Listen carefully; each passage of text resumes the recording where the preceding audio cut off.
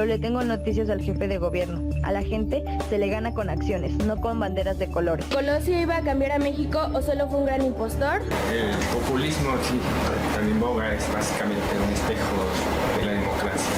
¡Estado fascista que mata periodistas!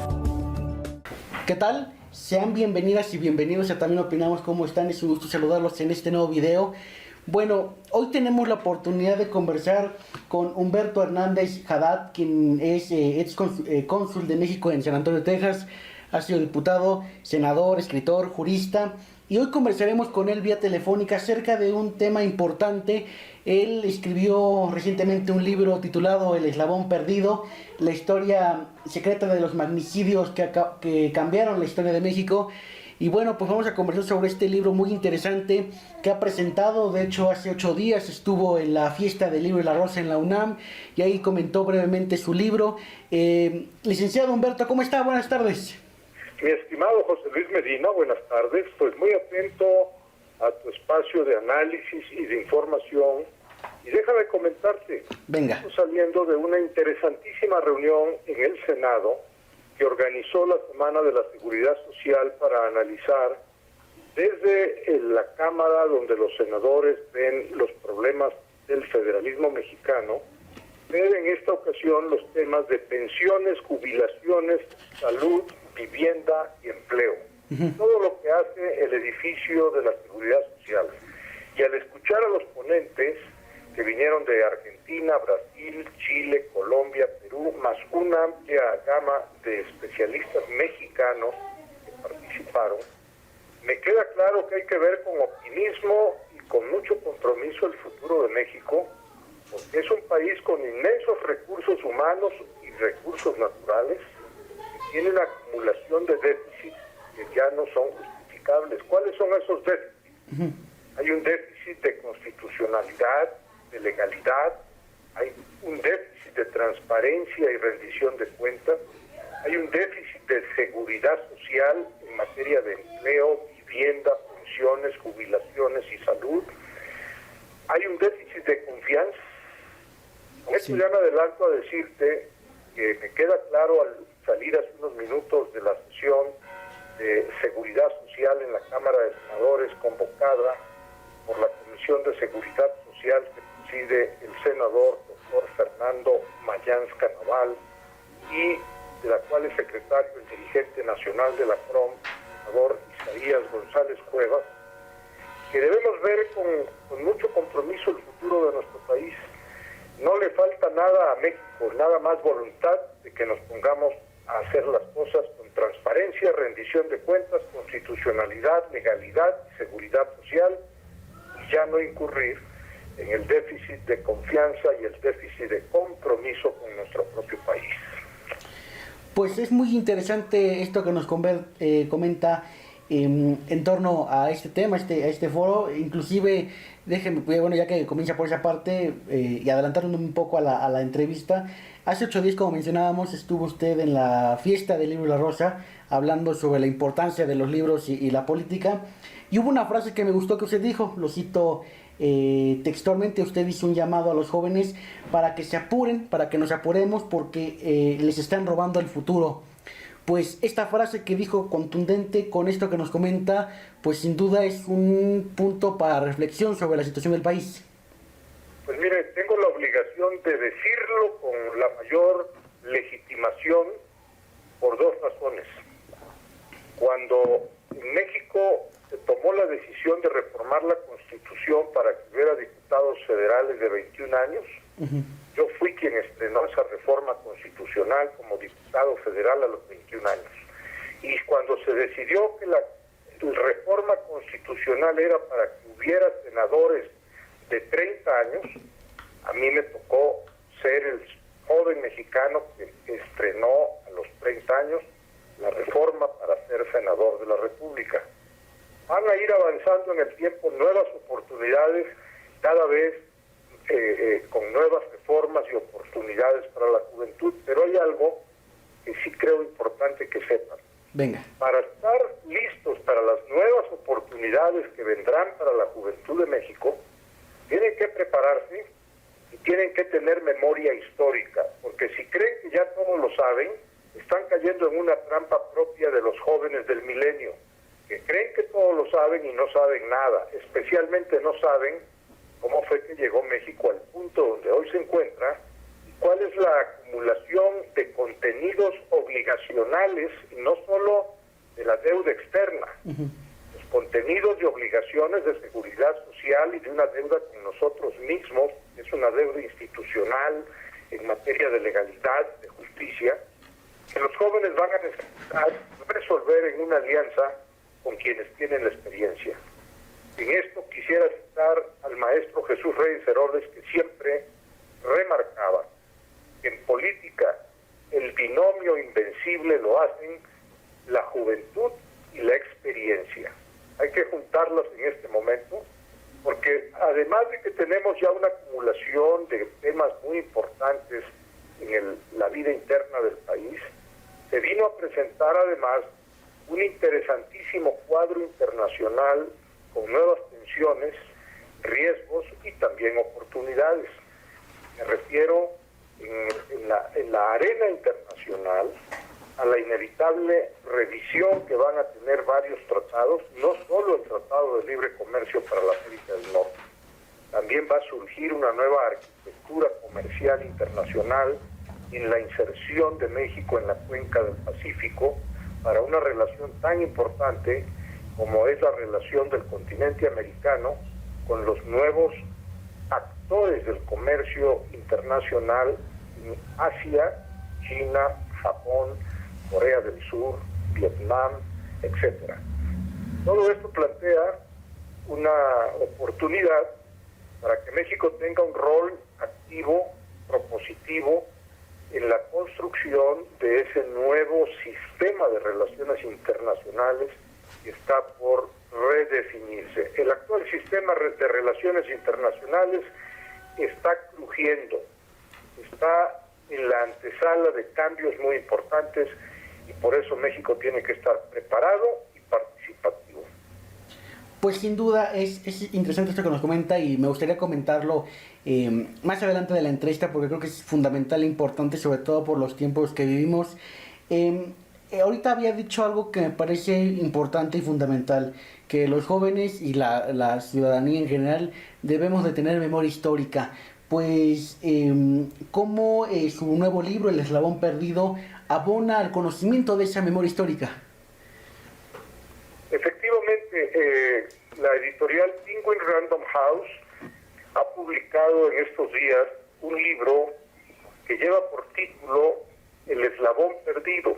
Y este libro es un esfuerzo de investigación jurídica que hice para explicarle a los lectores por qué hay asuntos que México no puede olvidar o considerar como que ya no tienen importancia, porque representan una experiencia nacional muy costosa y muy dolorosa. Es un análisis jurídico en donde yo no doy una opinión personal. Desde el principio del libro advierto a los lectores que ese libro lo escribí no para andar dando una opinión a título personal. Es un libro que presenta las pruebas documentales de hechos que ocurrieron en 1994 y que le fueron ocultados al país, pruebas que por haber sido ocultadas no fueron debidamente valoradas y hemos venido a saber que existían porque con el transcurso del tiempo el gobierno de los Estados Unidos comenzó a desclasificarlas y a hacerlas públicas. De modo que el análisis que hago de los hechos ocurridos en 1994 lo hago porque en 1994 no se ha ido. Ocurrió que no se tuvo toda la información de lo que realmente estaba pasando. Muchas cosas quedaron perdidas en la nebulosa de lo que no se pudo conocer. ¿A qué hechos de 1994 nos referimos? Bueno, el primero ocurrió en las primeras horas de ese año. El día 1 de enero de 1994, día en que entraba en vigor el Tratado de Libre Comercio para la América del Norte, con el cual México hacía una propuesta pactada con Estados Unidos y Canadá para construir un bloque comercial, industrial, exportador, competitivo llamado América del Norte, donde las tres economías se complementarían para salir a buscar mercados internacionales. Al mismo tiempo, estallaba una rebelión armada contra el ejército mexicano en el estado de Chiapas, con el ejército zapatista de liberación nacional. En los siguientes días habría señales de enfriamiento económico y en marzo sería asesinado en Lomas Taurinas el candidato del PRI a la presidencia de la República.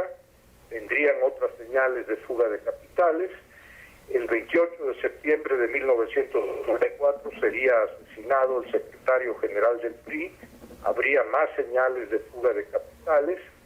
En diciembre de 1994 habría una devaluación, una fuga masiva de capitales, un vaciamiento total de las reservas monetarias del Banco de México, vendría la quiebra del sistema bancario mexicano, la necesidad de un rescate financiero, la necesidad de dejar hipotecada la factura de exportación de petróleos mexicanos ante el Banco de la Reserva Federal de Estados Unidos para poder recibir el paquete financiero de emergencia que el gobierno de Bill Clinton le otorgó a México con el título de rescate financiero, en lo que la mayoría de los tratadistas y expertos en materia financiera internacional llamaban efecto tequila, que fue la participación de México en una cadena de desequilibrios financieros internacionales.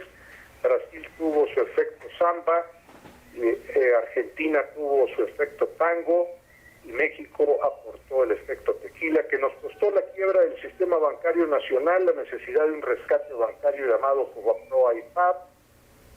Y cuando uno ve cuánto costó 1994 y pone en el papel los traumas en términos de asesinatos políticos, enfrentamientos armados contra el Ejército Nacional en Chiapas, y el daño económico financiero que significó la quiebra del sistema bancario y que 5 millones de mexicanos se fueran en los siguientes años a buscar trabajo a Estados Unidos y quebraran miles de pequeñas y medianas empresas mexicanas, entonces uno descubre que 1994 no puede quedar en la oscuridad. Es un año que podemos llamar técnicamente el año cero de la violencia política y económica sobre el que México todavía no conoce la verdad. Diría sobre esa última parte que menciona que ahí en ese año se desprende, bueno, ha dicho la violencia, pero ahí podría ser el origen de la guerra contra el narcotráfico, de la violencia que hoy vivimos el día de hoy. Se ha sumado a eso también una conducta criminogénica que desató un patrón de violencia y de inseguridad que hoy ya sabemos cuánto cuesta, porque lo acaba de publicar hace unos días el Banco Interamericano de Desarrollo en un estudio titulado Los costos económicos de la ruptura del Estado de Derecho en América Latina. Los campeones en América Latina en perder por lo que es una atmósfera de violencia, de inseguridad y de ilegalidad son México y Brasil, los dos líderes en América Latina. ¿Cuánto dice el Banco Interamericano de Desarrollo en este estudio que acaba de aparecer publicado? ¿Cuánto le cuesta a México? 10% del Producto Nacional Bruto. Repito la cifra. Venga. 10% del PIB mexicano se pierde por un fenómeno de violencia, inseguridad y de ilegalidad. Yo creo de manera muy humilde, como mexicano, que no tenemos por qué estar haciendo ese juego contra nuestro propio país. Es ruinoso perder el 10% del PIB en una fiesta de impunidad y corrupción. Eso no es posible. No hay país, por más rico que sea en el mundo, que aguante perder anualmente el 10% de lo que produce su economía, porque hay una borrachera de impunidad, ilegalidad y desvergüenza. Eso no es posible. Licenciado, algo que me llama mucho la atención que menciona es, bueno, todo esto de lo que vive el país y también, pues, la democracia en la que vivimos y también el neoliberalismo que, de alguna u otra manera, en el gobierno de Carlos Salinas de Gortari, en ese 1994, pues entra, ¿no?, con el Telecán. ¿Cómo ha sido esa conjunción de este año cero del 94 con este proceso democrático que se habla de una transición democrática? ¿Y cómo ha sido este modelo económico? ¿Cómo se han relacionado esos tres ejes, la democracia, el neoliberalismo y este año en particular, 1994? Es muy, muy buena la pregunta, porque se buscaba, al menos en teoría, que la apertura de fronteras, la desregulación financiera, los tratados de libre comercio, pavimentaran el camino hacia también la apertura de los sistemas políticos, permitiendo la competencia electoral y la transición democrática con la alternancia de los partidos. Y José Luis Medina, debo decirte, en México somos el primer lugar mundial en el esfuerzo por cumplir el ideal democrático. Pongo un ejemplo concreto. El sistema electoral más caro del planeta es el de México. El costo económico del sufragio per cápita en el mundo más caro es el mexicano. O sea que aquí por recursos no hemos reparado en gastos. México le ha metido todos los presupuestos necesarios para tener un sistema electoral que ante el mundo sea visto y respetado como un sistema electoral que apoya la transición a la democracia, la alternancia de los partidos, la competencia electoral, la legitimación en las urnas para las autoridades que gobiernan al país. No hemos reparado en gastos. Preguntémonos cómo anda el humor social, cómo anda el ánimo de la nación frente a los resultados. No pongamos nombres ni digamos nada. Preguntémoslo en conciencia y démonos en conciencia nuestra respuesta con una mirada interior sobre lo que le está pasando a nuestro país. Vaya, esto que comenta muy interesante Humberto Hernández. Ha mencionado en esta parte de la conversación varios sucesos importantes que ocurrieron en 1994 y que sin duda han sido parte de la historia mexicana, el ZLN, el Tratado de Libre Comercio, que ahorita está en debate, es noticia, ¿no? La muerte del candidato presidencial, Luis Donaldo Colosio, la del secretario general del PRI, Ruiz Massieu, y bueno, el error de diciembre. ¿Cómo fue o qué factor aquí tuvo Estados Unidos en estos casos? ¿Cuál fue el papel de Estados Unidos? Bueno, Estados Unidos observó, documentó y ahora, 20 años después, ha comenzado a desclasificar documentos que hablan por sí mismos, cómo muchas cosas que se debieron haber hecho simplemente fueron ocultadas. Aún todavía quedan muchos. La última respuesta que dio el gobierno de Estados Unidos es que existen 33 documentos considerados como secretos. 18 son del Departamento de Estado y 15 son de la DEA, sobre asuntos relacionados con los casos Colosio y Ruiz Massieu. Ahora, tenemos que ver hacia el futuro, en tiempo presente y hacia el futuro, cómo resolver estas carencias institucionales. Y a mí me parece, como mexicano, que ya llegó el tiempo de reconocer que la política interior y la política exterior de México necesitan una reforma institucional para que queden alineadas sin incongruencias, que tengan la más absoluta coincidencia. ¿Por qué es importante eso? Porque la política exterior es nada más que la continuación de la política interior. No pueden ser incongruentes. En el momento que tengan brechas, ya no avanzó una con la otra. Y aquí es necesario decir que en materia de política interior hay que determinan el alcance de nuestra política exterior, esto es, nuestros diplomáticos mexicanos no pueden ser enviados a la guerra con fusil, estando ajenos y al margen de 3 áreas esenciales con las que van a trabajar, pero que no se deciden en las relaciones exteriores en este momento en la Cancillería. el ámbito de la Secretaría de Gobernación y esas 3 esferas que son responsabilidad legal exclusiva de Gobernación son todo lo migratorio, las fronteras sur y norte y el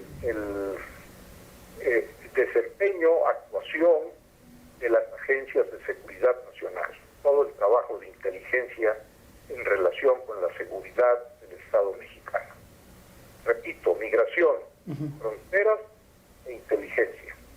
Y esas 3 son las que van predeterminando las posibilidades de éxito de la diplomacia mexicana al salir a hacer gestiones al exterior. Yo me di cuenta de este desfasamiento porque era el cónsul general de México en San Antonio, Texas, en 1994-1995, y trataba de informarle asuntos de altísima prioridad social, política a la Secretaría de Gobernación, y mantenían el más absoluto hermetismo y silencio, sin contestar. De modo que no tiene que ver, hecha la reforma institucional de política interior, hay que ver una reforma profunda al servicio exterior mexicano y a nuestra política exterior. Yo era el senador que presidía la Comisión de Relaciones Exteriores del Senado mexicano en 1988, cuando hicimos una reforma constitucional por iniciativa presentada por el presidente Miguel de la Madrid para introducir los principios rectores de la conducta internacional del gobierno mexicano en la fracción 10ª del artículo 89 constitucional. Se dictaminó, se aprobó por unanimidad y son parte de la Constitución. Yo a veces escucho decir a algunos que esos principios como que ya no les gustan, como que son principios que sienten que ya son obsoletos. Bueno, pues yo les tengo que decir a quienes piensan de ese modo, reformen la Constitución, porque mientras estén ahí vigentes en la Constitución esos principios rectores para la actuación del Estado mexicano ante el mundo, esos principios rectores constitucionales inscritos en el artículo 89, fracción 10ª de la Carta Magna, no son un poema, son la ley suprema y hay que respetarlos. Si no les gusta, reformen la Constitución. Si no les gusta que reformen la Constitución, este punto creo que me parece muy importante, como todo lo que nos ha comentado, y sobre todo porque es noticia, es parte de lo que estamos viviendo día con día. Déjeme detenerme en este punto, con lo que nos ha comentado, con lo que vemos en la prensa nacional e internacional. Pues qué futuro le ve a esta relación que hay en exterior, en este caso México, Estados Unidos y Canadá, con esta propuesta, o bueno, esta acción de negociar, de renegociar el Telecán. ¿Qué augura en el futuro con las bases que vemos ahorita, con las posturas que vemos ahorita de los gobiernos, con esta reforma, con estas leyes, mejor dicho? ¿Cómo va a ir esa relación, ese Telecán?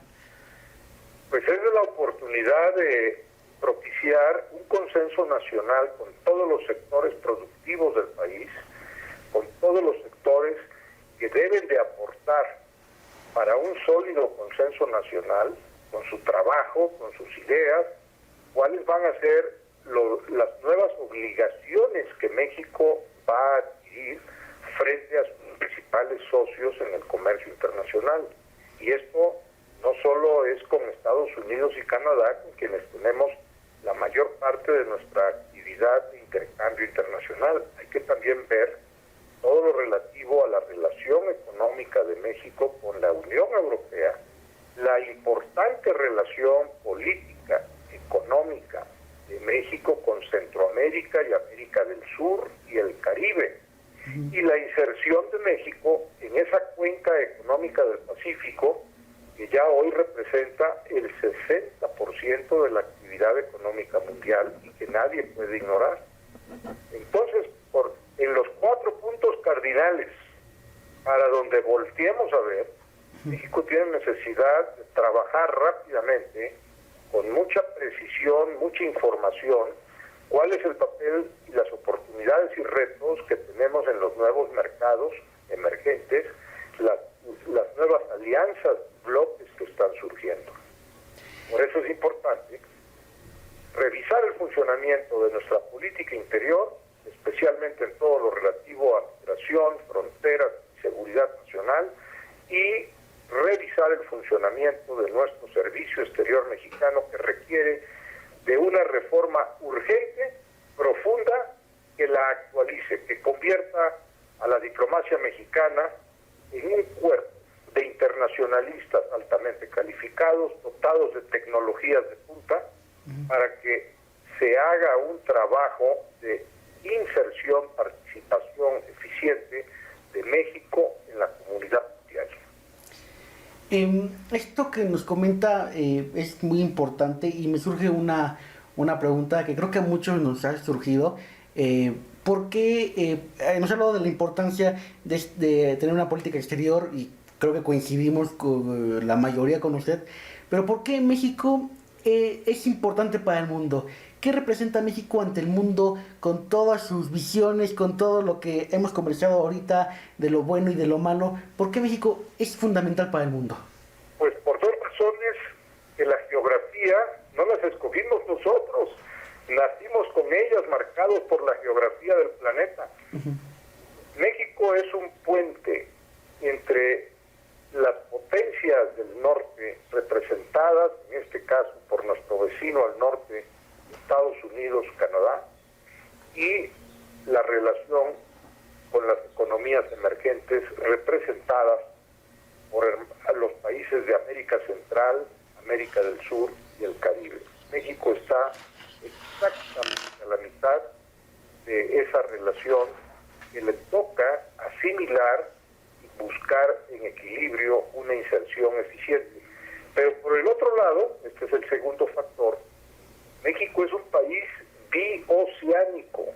Le pido por favor, José Luis Medina, que usted y sus compañeros en los programas de la universidad que tienen, no olviden que nuestro carácter de país bioceánico y con frontera en el mar Caribe nos hace un país miembro de la comunidad transatlántica del Caribe, al mismo tiempo que somos un país que tiene pertenencia legítima en la cuenca económica del Pacífico. Ahí en la cuenca económica del Pacífico se está decidiendo el nuevo rumbo de la economía mundial. Ya lo decíamos antes, 60% de la economía global tiene su centro de actividad en la cuenca del Pacífico. El papel de los nuevos tigres asiáticos, el papel de China, nadie se puede dar el lujo de ignorarlo. Y sí, en cambio, nosotros tenemos en el Pacífico Sur mexicano grandes retos. Le menciono, por ejemplo, uno que nos lo da a conocer el propio INEGI cuando nos dan las cifras de índices de pobreza en los estados mexicanos del Pacífico. El sur del Pacífico mexicano refleja una acumulación preocupante de marginación, pobreza y exclusión. Me refiero, por ejemplo, en el Pacífico mexicano al estado de Chiapas, que aparece en el primer lugar del índice de pobreza en el país.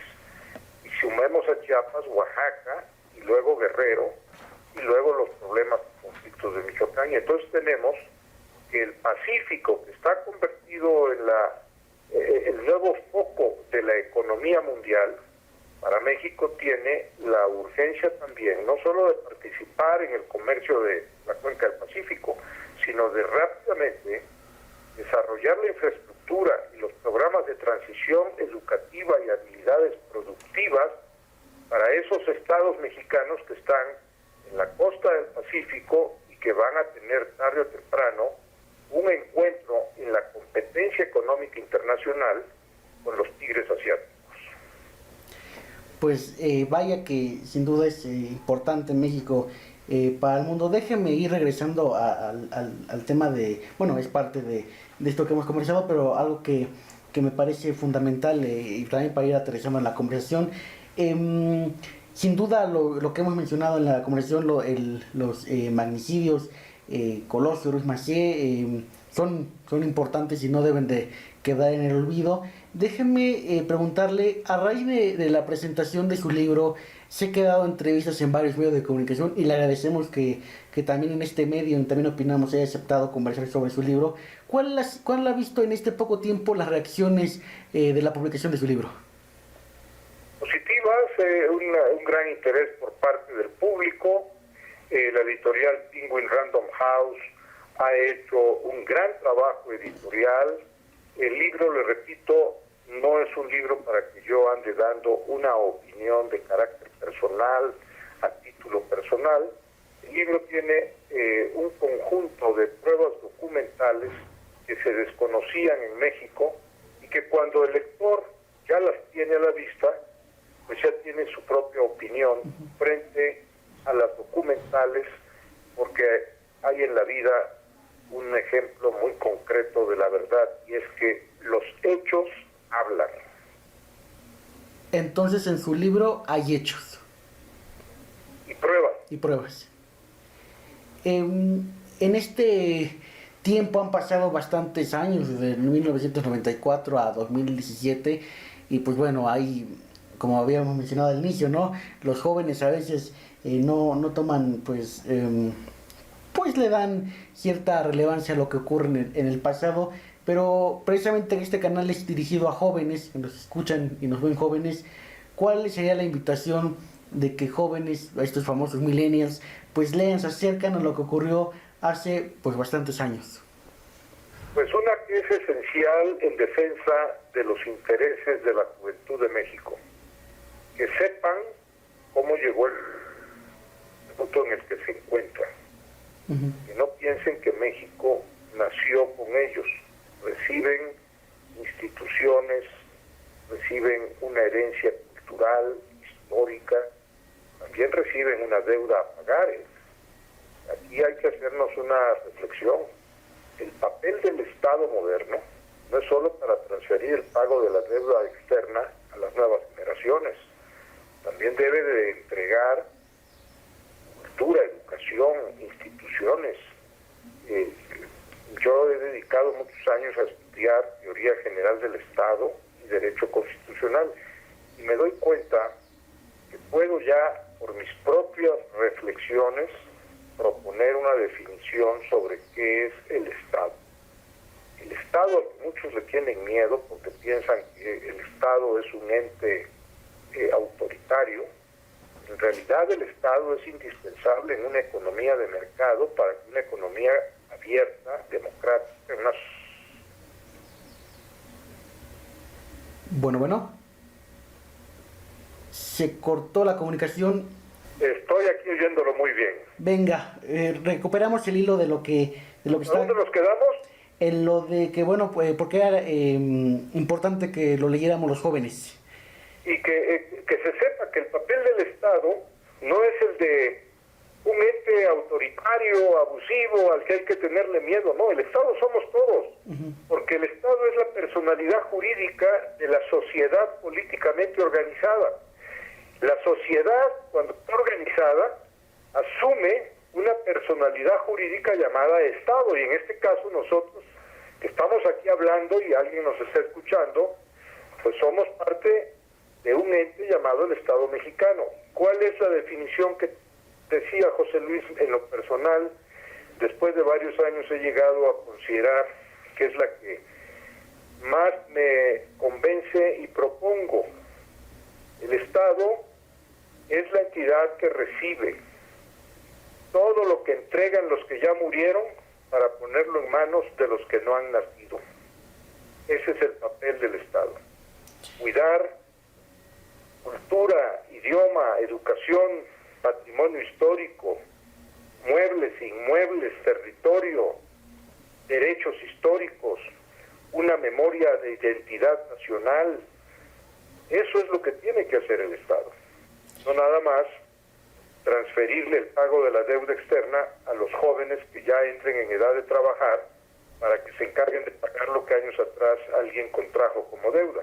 No, el Estado va más allá de eso, que es andar negociando en préstitos internacionales para que paguen más adelante los jóvenes. El Estado es un conjunto de instituciones de política interior, política exterior, política educativa, política científica, de una magnitud que requiere que todos participen y lo enriquezcan. Eso es lo que en estos momentos yo le sugeriría a los jóvenes del milenio. A los jóvenes del milenio, déjenme ya ir aterrizando la conversación porque ya ahora sí se nos acabó el tiempo, pero le agradezco enormemente que nos ha aceptado la llamada a pesar de que se ha estado cortando estas comunicaciones que no nos ayudan mucho. Algo creo que es fundamental y que no hemos escuchado a ciencia cierta es, pues es innegable que tiene una trayectoria política, jurídica de años. ¿Qué lo motiva a escribir, a hacer esta recopilación, esta investigación? Pues ¿qué lo motivó a hacerlo? Lo que siempre he hecho, quiero un cambio para mi país y que sea un cambio no en reversa, porque la reversa también es cambio. Que tiene que ser un cambio propositivo, positivo, que resuelva los déficits que hemos mencionado. El déficit de constitucionalidad, el déficit de legalidad, el déficit de transparencia, el déficit en la rendición de cuentas de los servidores públicos, el déficit en la impartición de justicia, el déficit de mercado interno que ha hecho que el país tenga cada vez más pobres, más excluidos y más marginados, de acuerdo a los índices oficiales actualizados, el déficit de confianza que se aprecia internamente, el déficit de seguridad social.